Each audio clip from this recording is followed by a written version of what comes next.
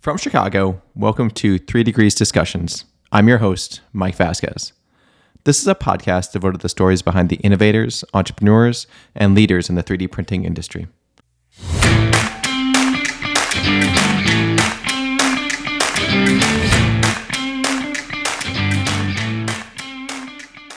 Our approach really is to try and capture as much data and as much granularity as possible, and then really provide different views or different perspectives by which different users can actually consume or look at the data. So we want to have all the data captured and linked together as granular as possible to be able to meet the most niche or low level kind of requirement. But not every user needs to actually view the data that way or that level of granularity, and you don't have to provide it at that level. So for the material scientists, they may view the world or may view the data from one aspect of, for example, the common data model that we've developed. The additive engineer or the operator may view it from a very different view. But at the end of the day, it's all the same kind of data infrastructure, but they have kind of like different aspects that they're exposed to. That was Kareem Aggour. Kareem is a principal scientist in the AI technology discipline at GE Research. He joined GE in 1998 and transferred to GE Research in 2000. Kareem develops big data and knowledge discovery solutions to solve a wide range of digital industrial challenges. For example, he led the development of a scalable big data infrastructure, accelerating Aviation Digital Twin analytic executions by 100 to 2,000 times. In addition, Kareem led the development of a big data platform, reducing the runtime of next-generation DNA sequencing data pipelines from weeks to hours. Currently, he's working with GE Additive, leading the development of a knowledge-driven, federated big data storage and analytics platform for capturing and analyzing data across the additive manufacturing lifecycle.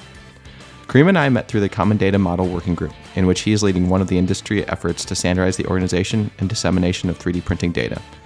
Before we get started, head over to www.3degreescompany.com and subscribe to the podcast. Remember, you can listen to the show anywhere you download your podcasts, including Spotify, Apple, Amazon, or Stitcher. All right, Kareem, thank you so much for joining the show today. I'm really excited about the conversation we're going to have. We met a couple weeks ago on one of the working groups for the common data model and additive manufacturing, and we'll get into that topic. But welcome to the show. And I always like to begin this with kind of giving the audience a little bit of flavor of kind of who you are and kind of where'd you come from, what's kind of your background, and maybe just start there and we'll kick off the conversation. Sure, Mike. Thanks for having me first, and really happy to be here. It was great talking to you a couple of weeks ago, and I'm happy to have this conversation. So for me, I'm actually a principal scientist at GE's Research Center. So I'm based in upstate New York. So the GE Research Center, we basically act as the research arm. You can almost think of us as the academics for the entire GE company. So we work with all the different GE businesses, trying to solve some of the further out technical challenges that they're facing. My background is actually in computer science. I got my PhD just a couple of years ago. I was working on it part-time while I was working here at GE, and really focused on scalable machine learning and big data kinds of algorithms. And really, I got into additive manufacturing data management just in the last 4 or 5 years or so. Really more or less since I joined GE, I had a lot of focus around data management, data integration challenges. I started out working with GE Capital primarily, tackling a lot of the challenges that their marketing and risk organizations had, pulling together different types of data from many different sources to understand what our risk exposure was to different companies that we were currently customers with and had relationships with, and then also what potential prospects were out there and what information we could find on them. And so worked in that space for about 8 or 10 years, and then started working with some of the other different GE businesses. And then about 5 years ago was approached with the challenge around additive data management. And I was really excited by that because GE is a big player in additive manufacturing. We're an OEM. We actually make additive machines, additive printers. We were also a powder vendor and manufacturer. We're also a consultant, and of course we're a big user of additive manufacturing ourselves. Awesome. And so kind of digging into your history a little bit. So you kind of did a lot of projects in kind of the finance, kind of data management side of things. Like, what's your philosophy when it comes to kind of data and understanding the story? Like as you're going through, like I'm a material scientist and I come across data and and can understand it and analyze it in different contexts, but it's usually in the context of like something around something physical or some sort of fundamental kind of piece of materials information or something like that. So kind of when you're approaching it from a kind of computer science or AI or machine learning approach, like what are some of the differences there in terms of how you think about organizing information and data regardless of topic? Maybe like you have done a lot of work in finance, but then also additive. So are there any kind of like best practices that you have when you're thinking about, or like kind of what's your basic model? Yeah, my approach is really to try and think about how to democratize, access to data. In the computer science field, particularly within, AI and machine learning, we talked about kind of like the 80-20 rule, where typically, 80% of a researcher's time or a machine learning person's time is really spent, structuring, cleaning, organizing the data, and then the actual analysis of that data tends to only be about 20%.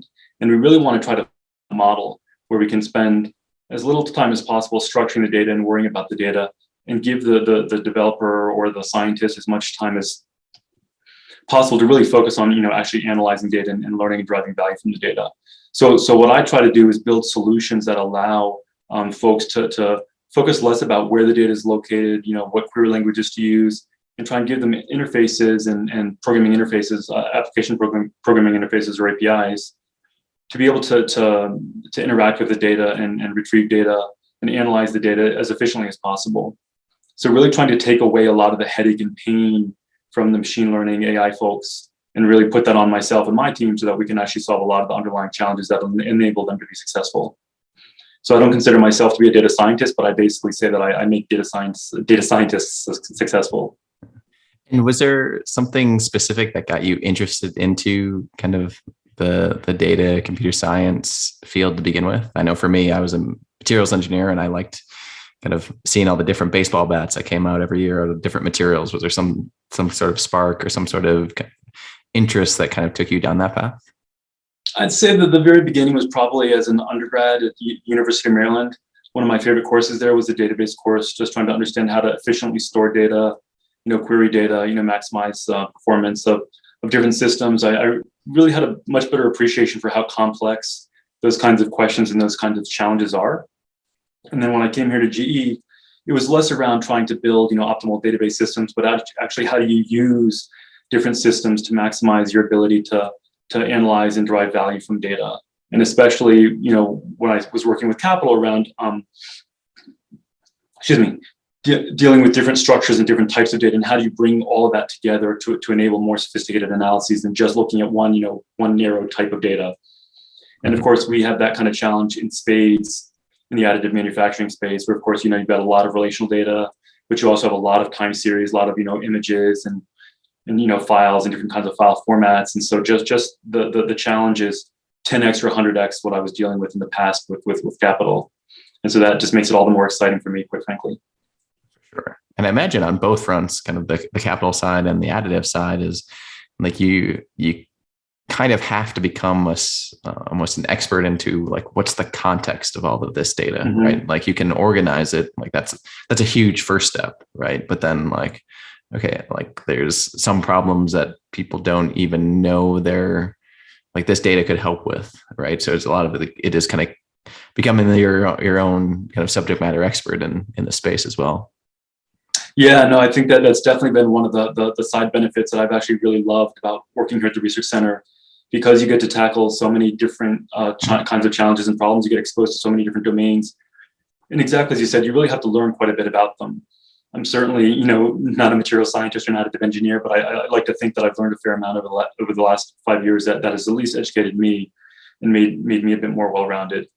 And typically, our approach to addressing the data integration challenge is to build knowledge graphs or semantic data models that basically model the structure of all the data and how it all links together. And so in order to build those models, you really have to have a deep understanding of the domain. And I don't try to build those models, in silos. I collaborate very closely with a lot of the excellent material scientists here and the fantastic, additive engineers here. So through those collaborations and building these models that represent all the data, I actually end up learning quite a bit. And so it's been really, really fantastic. And what was kind of I can guess in terms of like, what's the impetus of like wanting to do this in the first place, but like, can you maybe just for those who may not be super familiar with kind of additive and even additive at the scale that GE is doing it, like what's the incentive to, or even the problem going into the additive manufacturing space with data and data management? I mean, really, there are many reasons why we're doing additive. I think the most important is probably trying to build more efficient machines that can last longer and operate at more extreme conditions. So basically components that can last a lot longer at much higher temperatures, for example, within aircraft engines or within gas turbines. And the reason why collecting and managing all the data is so important is because I don't want to call it brittle, but it's still somewhat of a brittle process, additive manufacturing. So in order to really understand what the influence is of even very minute changes in different parameters or characteristics, a small change in a powder lot or a small change in a process parameter, understanding what the implications and effects of those variations are is really important. And you really can't do that if you're not able to string and tie all the data together and have this digital thread, as we call it, linking all the data throughout the end-to-end additive lifecycle. So if if you're producing parts and they're coming out great one day and then they start to have problems the next, you really need to be able to do a root cause analysis and look step by step through the entire history, all the way back to the raw material, to look for any sort of variations or changes in the process, to be able to debug and resolve any sort of issues. And then that's just one scenario in which the data is so important. And I'm sure that parallels as well as if you're doing something for an aircraft engine, like there's regulation involved, right? And so you, in some ways, like you need all of that legally to have some sort of record of documentation and who's touched it at what time. Yeah, and especially in the aviation space, as you said. I mean, so we're often required to keep data for 40 plus years in the aviation space. So yeah, there's a lot of regulations requirements, particularly around aviation, as you said. And I mean, GE is probably this very unique environment where you've got kind of all sorts of levels of data being generated, but also use cases, right? You've got kind of the research side and developing materials and applications. There's the production side where you're producing components and they're flying. And then you're also making machines for an end user or a customer that you have to kind of think about what their use cases might be. So, I mean, I'm guessing just in all of that, you have no shortage of things to do and data potential challenges that you can learn from in one area and then apply to others. Yeah, no, that you said it absolutely correct. I mean, we have that. I wouldn't call them challenges so much as opportunities. Mm-hmm. Opportunities in spades. There's just so many great opportunities to learn from different areas, different customers, different domains.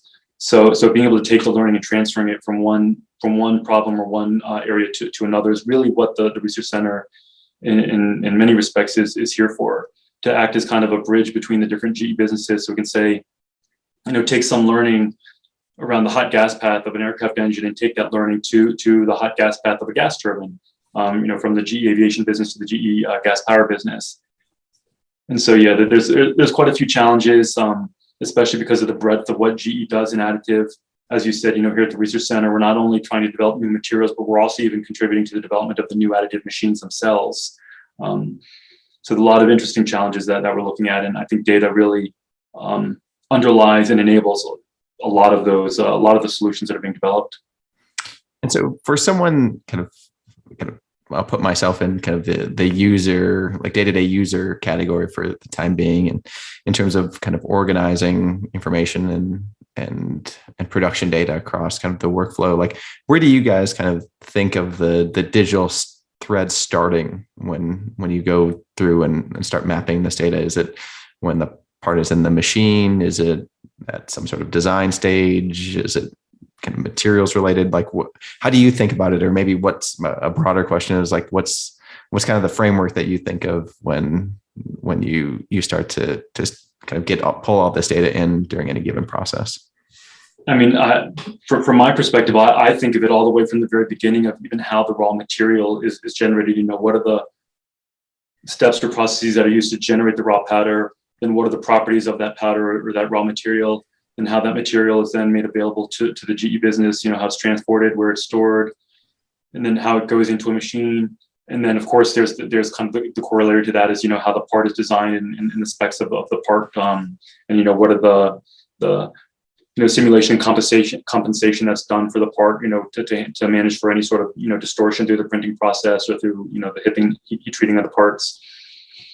So I really view kind of all of those different threads kind of coming together into the actual machine, and then monitoring the build, both from looking at the images and the time series sensors coming out of the machines, all the way to all understanding and tracking all the post processing and inspection that's done on the parts. So for me, that's kind of the full life cycle, all the way from how the raw material is created to the end result of the part that's inspected and certified and able to go into an engine or a gas turbine or something. And how do you think about kind of when you're designing some of these, the data model or the systems that are collecting and analyzing and building some of these graphs or relationship information outputs?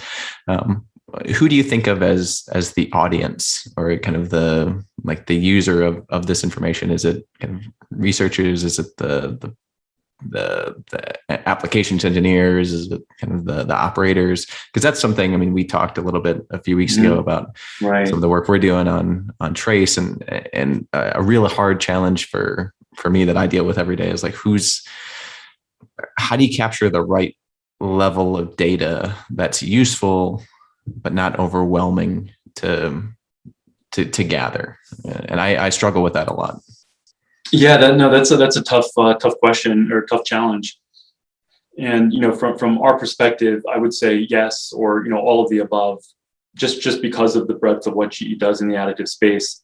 But our approach really is to try and capture as much data and as much granularity as possible, and then really provide different views or different perspectives by which different users can actually consume or look at the data. So we want to have all the data captured and linked together as granular as possible to be able to meet the most niche or low level kind of requirement. But not every user needs to actually see or view the data that way, or to that level of granularity. And you don't have to provide it at that level. So for the material scientists, they may view the world, or may view the data from one aspect of, for example, the common data model that we've developed. The additive engineer or the operator may view it from a very different view. But at the end of the day, it's all the same kind of data infrastructure, but they have kind of like different aspects that they're exposed to. It's kind of like the old analogy of the blind man touching the elephant. One touches the leg, one the tail, and stuff. But the reality is, our data model is the entire elephant, but they may have different pieces that they're exposed to for different needs. And I imagine there's also different analysis tools that are available to some folks than others, right? Like, I'm not an FEA engineer, but I assume some of the data that you generate here could go into an FEA model or some other machine learning, artificial intelligence kind of algorithm as well. So how do you think about that? Do you kind of build those tools as well? Hey, we've got this great repository of information. Here's some breadcrumbs of how you might use it. Like, do you kind of sit and think about that as well in terms of how you might? Yeah, no, absolutely. And in fact, that's one of the things that I enjoy the most because of my background, particularly around my PhD work around big data technologies, is how do you capture and actually enable the analysis of large scale data. And because we're in the additive space, we've got a lot of combinations of both large and small data. So how you fit that together and be able to analyze that in an efficient way. Our thinking or our attitude here at the Research Center is we don't want to reinvent the wheel, as they say. So if there's already capabilities or technologies out there that we can repurpose or reuse, we definitely do that. But if there's a new algorithm that hasn't been implemented to scale to the data that we have, or we need some sort of new approach to visualize the data, we'll try and develop novel solutions in-house. But we always look first to see what's kind of available in the marketplace or from open source technologies, things like that. And we also actually contribute back to for example, the open source communities. My team's actually generated 2 projects in the semantic data modeling space to make it easier for folks to use semantics for data management and model generation. And so I'm not a super expert on all of this, but so what does semantic mean for a layman or someone that's kind of cursory familiar with with kind of data and data modeling? Sure. So when I talk about semantic models, I guess the formal name is typically ontologies, but a semantic model is really a representation of the domain of interest. So obviously in this domain, we're talking about materials science or additive manufacturing, and the semantic model defines what are all the core classes and properties of those classes within the domain, and structured in a way that's kind of intuitive to the domain experts in that field or in that area. And so you're trying to basically represent all of the information and all of the information in a domain in a way that's familiar to the domain experts. So, for example, for our semantic model, we have a class around a part, and what are all the attributes of a part? We have a class around a build, and what are all the attributes around a build? It's got a start time, it's got a powder, lot that's inputted. It's got configuration parameters, and then of course the build produces some number of parts, and so they have to be linked. And so I'm trying to model the structure in a very formal, syntactically correct way that you can actually have computers reason over that model and being able to analyze the data that may be represented along with that model.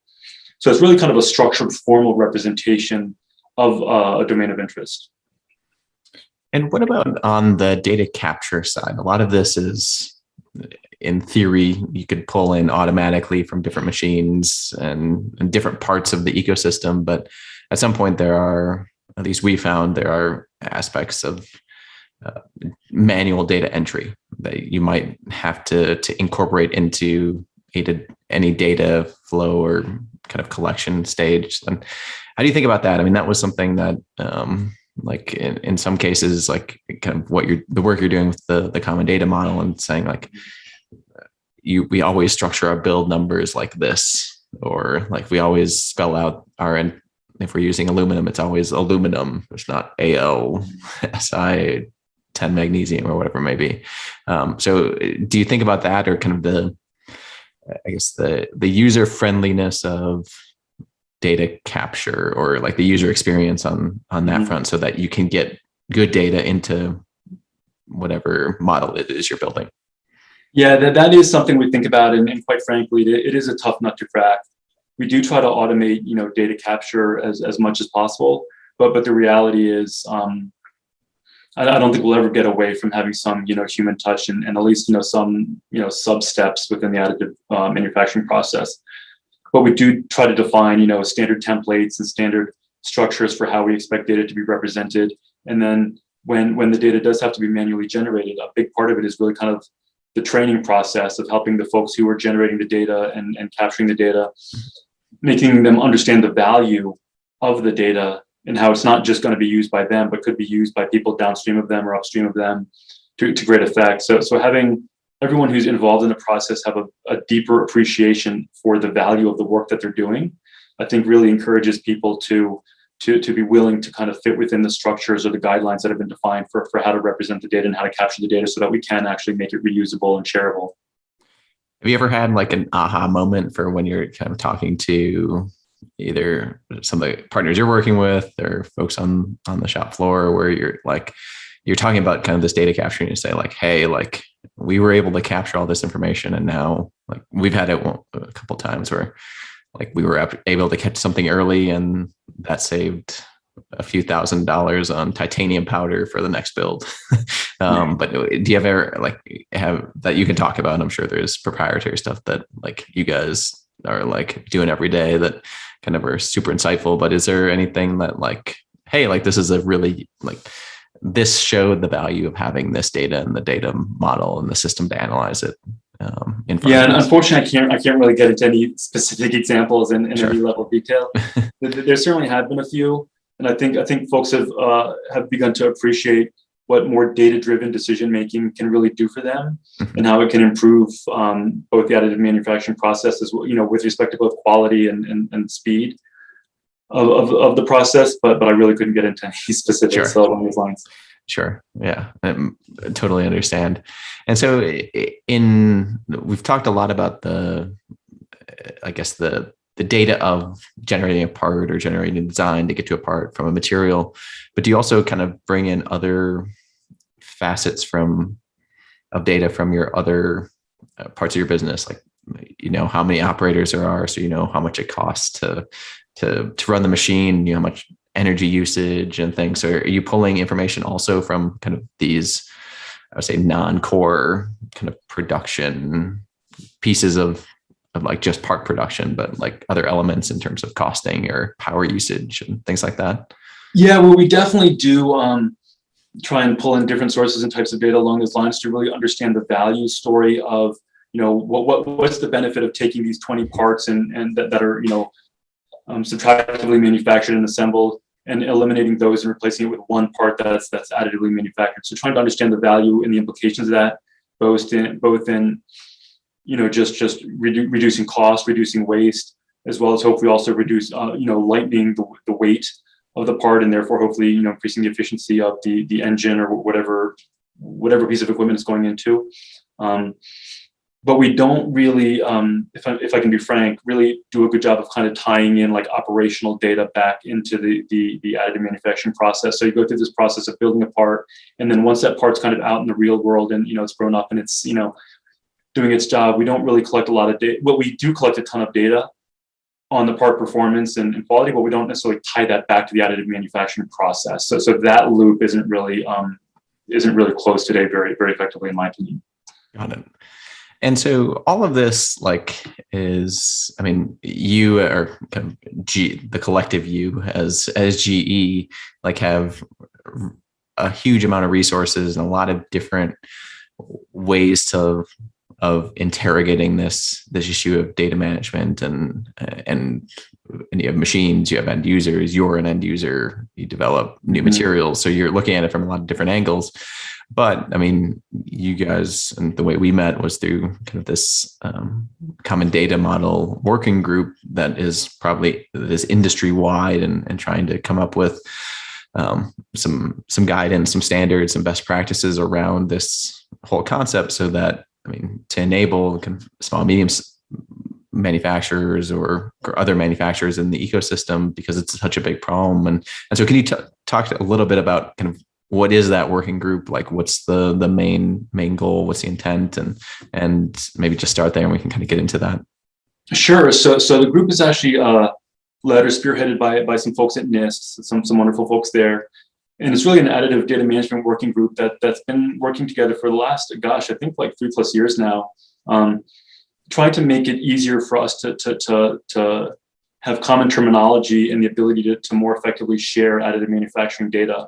And from my perspective, you know, I got involved, or GE got involved, because we really understand that the field of additive manufacturing is still very nascent, and it's really only going to grow and become very mature and more widely adopted through partnerships and effective sharing of knowledge and insights around, you know, the materials and machine structure and configuration and so on and so forth. So we really felt that it was important for us to be a partner with the larger community to figure out, you know, what are effective ways to be able to represent data, share data, and communicate, you know, how we're using materials, how we're using, you know, different additive manufacturing processes and things like that. And so so I joined the group, I think about 2.5 years ago, and they'd already been working for a year plus, I think, on a common data model. And so the objective of that was really to try and standardize the terminology that's used by different groups on additive manufacturing. So defining what exactly is a build. Is a build just, you know, what the operation that's happening on the 3D printer or the additive, you know, printer, or is it the entire process from any sort of, you know, pre-build, build, and then any sort of post-processing, you know, even, you know, very simple, the term build that we all use or throw around, what does it actually mean? And can we have a common definition? So the Common Data Dictionary was really around trying to standardize the language that we're all using. But the challenge that I think we're still faced with, and the argument that I was making, is that having a data dictionary is great for us as humans to be able to communicate, so that we can make sure that when you say part and I say part, we mean the same thing. But if we actually want our machines to be able to communicate and start sharing data without us having to constantly, you know, be involved and touching and interfacing with them, we really need a common representation for the data and how all these different variables or all these different terms kind of link together. And so my argument was that if we come up with a semantic representation of the data, a semantic-based data representation, then we'd have a formal syntax that takes the term from the common data dictionary and puts them in a structure that we as humans can understand and agree with, but also machines, computers can reason over and understand and communicate using.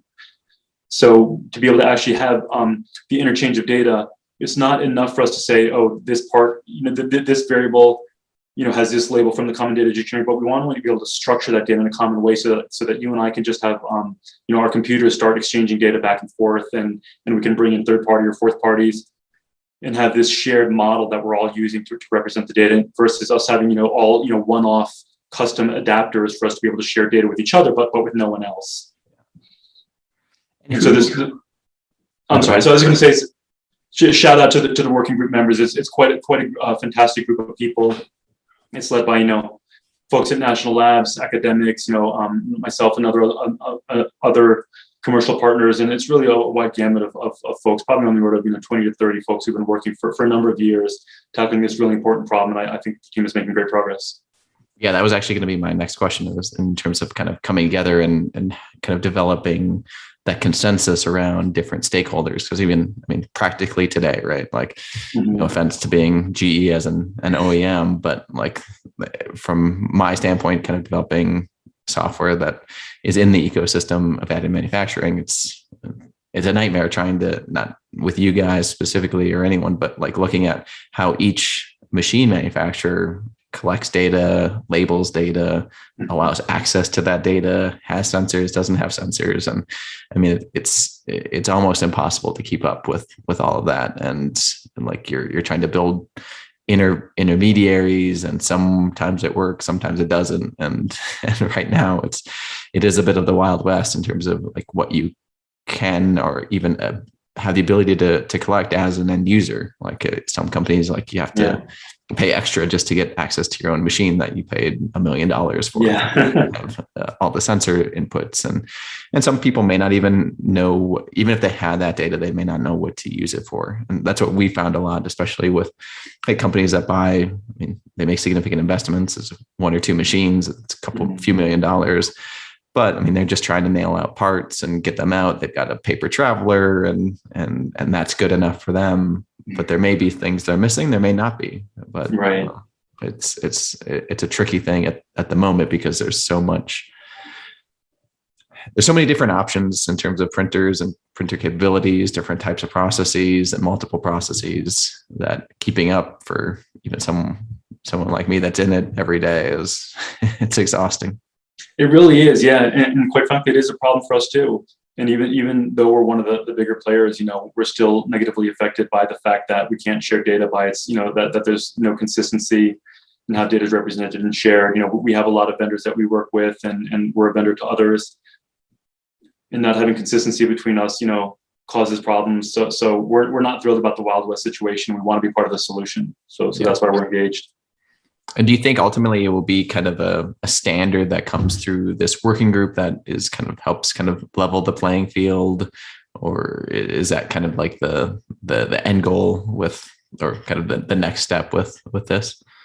Yeah, so the common data dictionary that the group put together, I believe, is already approved as an ASTM 4208 standard.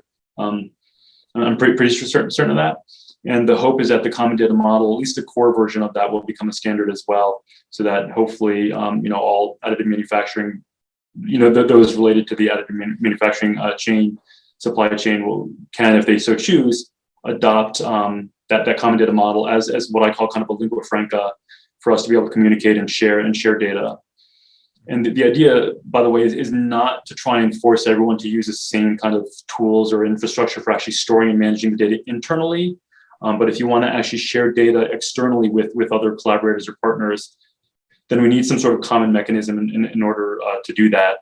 And I believe that having a semantic common data model that we all agree upon is really the right approach to solving that problem. For sure.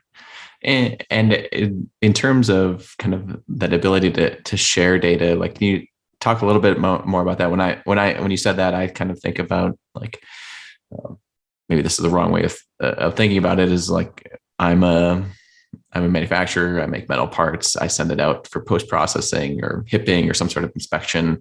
I get a test report or some sort of data back, but it's in a PDF or something like that. Mhm. Is that kind of what you're talking about, or is it when you talk about sharing data, is it something different?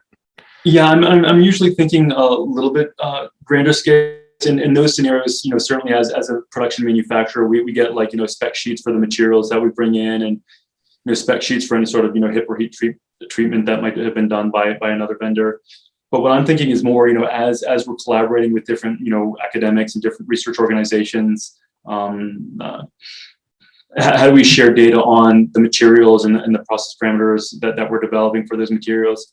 How do we share data on the new, in situ process monitoring capabilities that we're trying to build? How do we share, data on the new machines that we're trying to build at, either larger scale or using different technologies or different approaches? So I'm most interested in the data sharing aspect to really be able to advance the science of additive manufacturing and material science, but there are some more, kind of the day-to-day operational things that you were referring to that I think are very important as well. And as you think about, I mean, part of this podcast is all about kind of careers in the 3D printing space and hearing kind of different career stories and kind of the both technical and non-technical side. But as you think about kind of some of the skill sets required to interact with some of this data or kind of be able to access and provide value in different ways, do you think kind of those learning in the world of additive manufacturing, either with their hands or kind of material side or design side, kind of needs what skill sets do they need as well to understand and utilize and some of this data that is being generated and through some of the models and collections that you guys at GE have developed? And like, kind of theoretical question, but like, what if someone's coming up and looking to get into the space, like how do they make themselves an asset with being able to access some of this data? What sorts of skill sets do they need? So if myself and my team are successful and those kind of working in the same space are successful, then hopefully the material scientists, the additive engineers, those up and comers who want to focus on the physical science aspects of it won't have to learn a lot of database technologies, database query languages, things like that. Hopefully they'll just have to learn a few APIs, maybe have some programming skills. But the hope is that the more like pedantic data management aspects of it will more or less be a solved problem, and there'll just be tools and capabilities and infrastructure that they can use and not have to really worry about kind of what's going on under the hood, and they can focus on trying to solve the problems that they actually care about, whether it's a material science problem or whatever. That being said, I think any sort of computer science programming type skills I think are invaluable. I don't think there's an area today that isn't going to be touched or improved by having some sort of exposure to computer science and programming. So languages like Python in particular, I think are probably the most effective. But what myself and my team are doing are trying to, for example, build Python-based APIs so that a user can call our system, download a data set, and then be able to parse and analyze that data set. I guess I'll caveat what I said a little bit and say that I think big data technologies are going to be an important component of it as well. Trying to think about how to efficiently distribute or parallelize any sort of analysis of the data, because we are, I think, just inevitably going to be talking about larger and larger data sets. I think terabytes aren't even considered necessarily big data anymore. We're onto petabytes and stuff. And so I think having some knowledge around general programming skills and distributed programming and big data technologies would probably be valuable as well. I don't see either of those going away. Sure. Yeah. The data pile is not getting smaller. Precisely. Yeah. And that's interesting in the sense that as I was kind of listening to your answer, I mean, one of the things that kind of kept bouncing around in the back of my head was just this idea of the kind of how much, like how the technology has developed over, like 3D printing as a whole has developed over the last 30, almost 40 years now, right? It started very much as a mechanical based system, right? We're solving a prototyping problem. Then there's some materials in. I really think kind of the next kind of iteration for a lot of these companies that are making printers or even materials to some sense is the data side. And and honestly, I mean, I think you guys are putting a lot of resources into the space, but kind of as a whole, like I don't see many of the other OEMs putting a significant amount of resource into this. Just it's not in their kind of core business to start out with, right? Like it's hard enough to make a mechanical system with lasers or something else. Then you got to add in the materials and safety and all of that piece. And then you have the software on top of it. And there's a lot of certainly opportunity, but I think that opportunity builds these challenges like you're seeing in the common data model, where it's all over the place, where like the resources within an OEM that's making machines is for software, and these big data challenges is be lucky if it's 10%. It was my guess for most of these companies, just in terms of how many people they have working on the mechanical and material systems versus the software. Yeah, I certainly couldn't speak for the other OEMs, but if I had to guess, at least for some of them, 10% might even be generous. Yeah. But we certainly recognize that it's a big challenge in tackling the data challenge, the data capture, the data linking, and the data analysis challenge is really going to be critical for the future of additive. For sure. Yeah. And I think it's a big opportunity for people who are coming into the space, either new kind of potential employees or entrepreneurs in the space to really kind of capitalize on some of those insights that you might gain from understanding this data, or making it a bit more accessible to kind of the day-to-day user to make their life a little bit easier. I think there's a lot of insights to be gained yet. We certainly haven't optimized the end-to-end chain yet. For sure. Yeah, exactly. Then I completely agree. So Kareem, well, I want to thank you so much for joining the show today. This is a great conversation. I guess I think the last question I have is for those who kind of listen to the conversation and maybe want to get involved in the work you're doing with the common data model and other efforts along this lines. Are there opportunities to do that? Yeah, absolutely. Let me just start by saying, Mike, thank you so much for having me. We really enjoyed the dialogue. But yes, if folks would like to be part of the additive manufacturing data management working group, they're more than welcome to reach out to myself, whether they want to contribute to the common data dictionary, the common data model, or any other aspect that we're focusing on. Please feel free to reach out to me, and I'd be more than happy to either connect you to the right folks or to have you join the meetings that I'm leading directly. Fantastic. Well, thanks so much, and we'll see you around the industry. Wonderful. Thank you. Take care.